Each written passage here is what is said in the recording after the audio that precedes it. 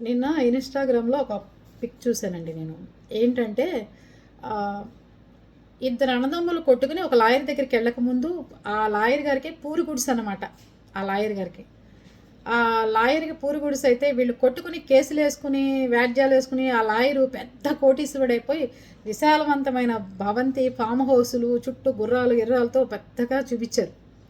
తీరా కేసు ఏయకముందు ఈ అన్నదమ్ములిద్దరు కోటీశ్వర్లు, జమీందారు ఫ్యామిలీ బాగా ఉన్నవాళ్ళనమాట. వాళ్ళిద్దరూ ఈ గుడిసెలోకొస్తే అన్నదమ్ములిద్దరు ఈ లాయర్‌ని పెట్టుకున్న ఆయన మాత్రం ఆ జమీందారు అయిపోయాడాయన. అది పరిస్థితులు. ఆలోచించుకోండి. ఏదన్నా గొడవలు గానీ, ఏదన్నా ఉన్నా అందరూ కూర్చుని సమర్థించుకోండి, సర్దుకోండి అంటారు. కానీ గొడవ అనేది ఒక్కసారి స్టార్ట్ అయిందంటే అది సర్దుకునే విధంగా ఉండదు. అది సద్దే మణిగే గొడవే అయితే అసలు తగదనే పెట్టుకోరు. అందుకని లాయర్ ఎంత పెద్దవాడైనా, ఆయన ఎంత కోటీశ్వరుడైనా ఏమి ఇబ్బంది లేదు. ఆయన ఎదగనివ్వండి.